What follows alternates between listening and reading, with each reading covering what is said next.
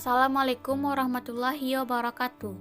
Perkenalkan, kami dari kelompok 10 dengan anggota Agnes Yuguna dengan BP 1830403001, Dila Mawar Putri dengan BP 1830403021, Gilang Nenggala dengan BP 1830403036. Baiklah, materi kali ini mengenai manajemen letter dan klien representatif letter.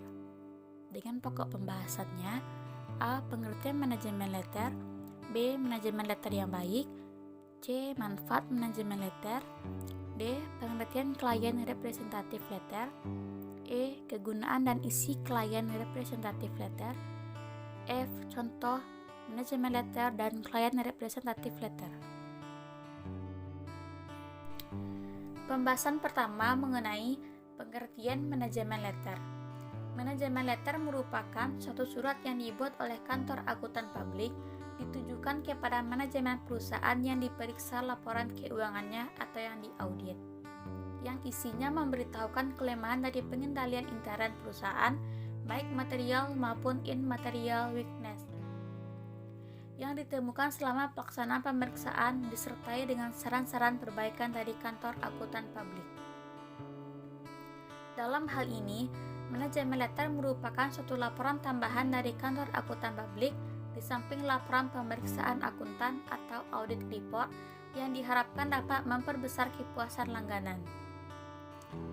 Tujuan dari manajemen letter dimaksudkan untuk memberikan rekomendasi akuntan publik untuk memperbaiki usaha klien.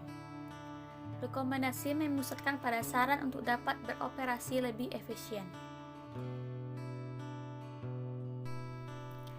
Selanjutnya, B. Manajemen letter yang baik.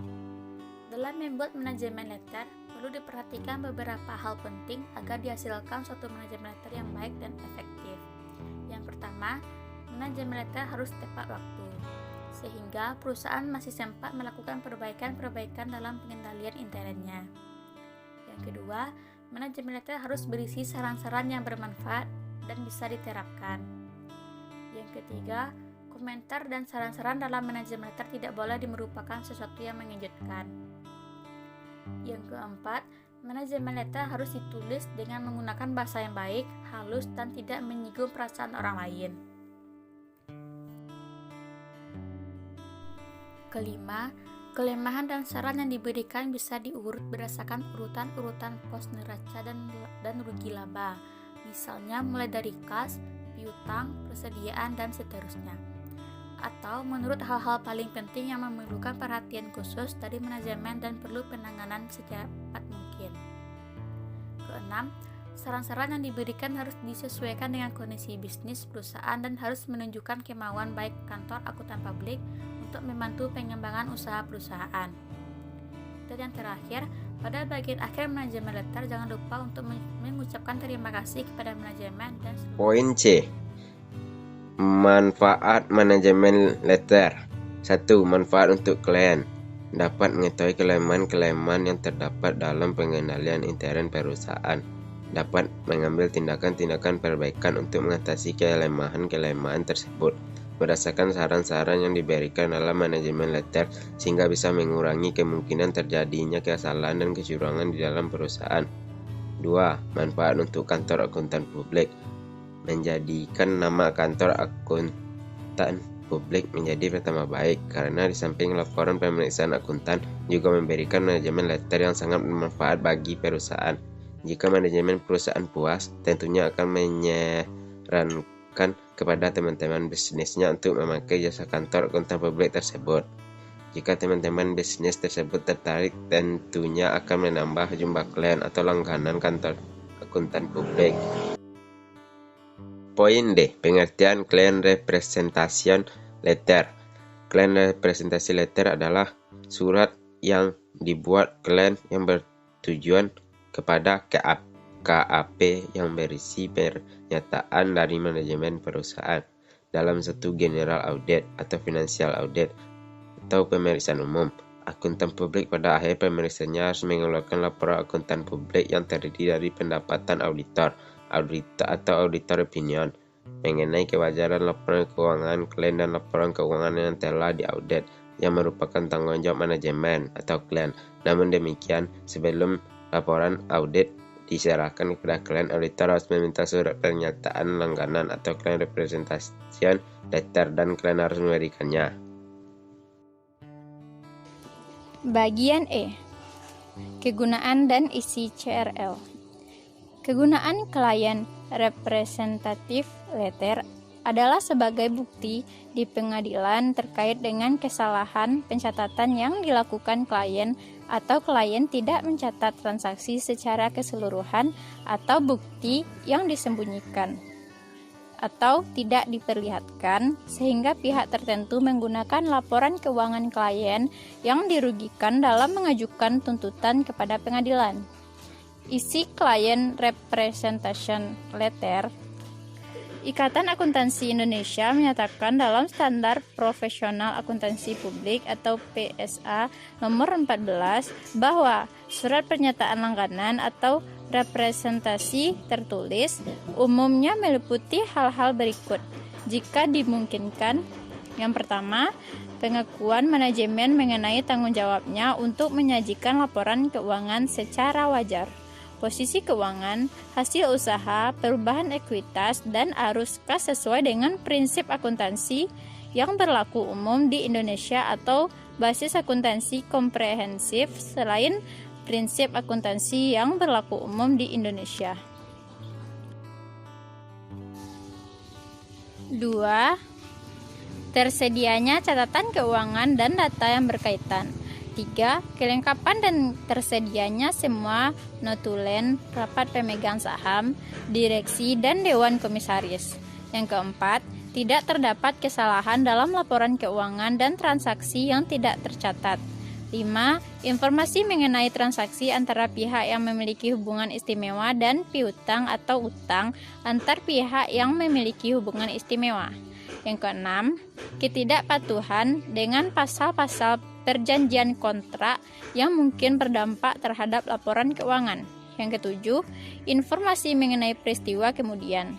Yang ke-8, ketidakberesan yang melibatkan manajemen dan karyawan. Yang ke-9, komunikasi dari instansi pemerintah mengenai ketidakpatuhan terhadap atau kelemahan dalam praktik laporan keuangan.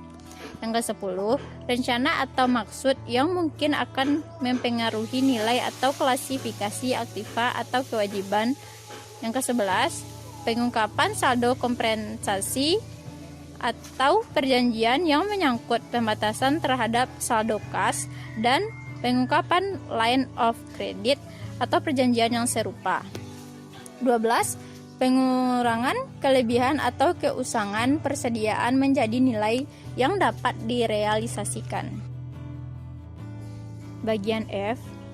Contoh manajemen letter dan client representation letter. 1. Contoh manajemen letter.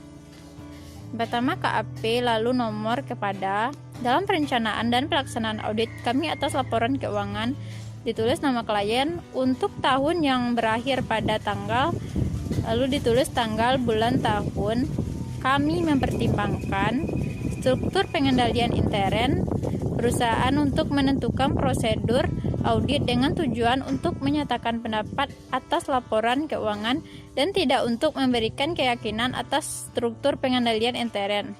Namun, kami temukan permasalahan tertentu yang menyangkut struktur pengendalian intern dan pelaksanaannya, yang kami pandang merupakan kondisi yang dapat dilaporkan menurut standar auditing yang ditetapkan oleh Ikatan Akuntan Indonesia. Kondisi yang dapat dilaporkan mencakup permasalahan yang kami temukan, yang menyangkut kekurangan material dalam rancangan atau pelaksanaan struktur pengendalian intern, yang menurut pendapat kami dapat secara negatif mempengaruhi kemampuan organisasi untuk mencatat, mengolah, mengiktisarkan, dan melaporkan data keuangan yang konsisten dengan asersi manajemen dalam laporan keuangan. Adapun permasalahan yang kami temukan dari hasil pemeriksaan adalah kita sebutkan temuan yang diperoleh atau dalam lampiran.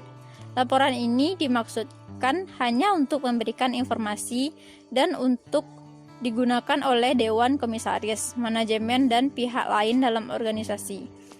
lalu di bawah hormat. Yang kedua, contoh client representation letter Kertahayu 20 September 2020. Hal berhenti berlangganan internet speedy.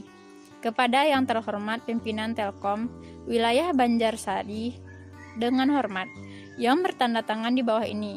Nama Anggun, alamat Bojong Naka, Desa Kertahayu, nomor telepon sekian-sekian, nomor speedy sekian-sekian.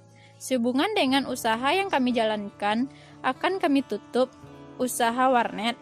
Maka dengan ini kami mohon kepada pimpinan Telkom wilayah Banjarsari untuk berhenti langganan internet speedy.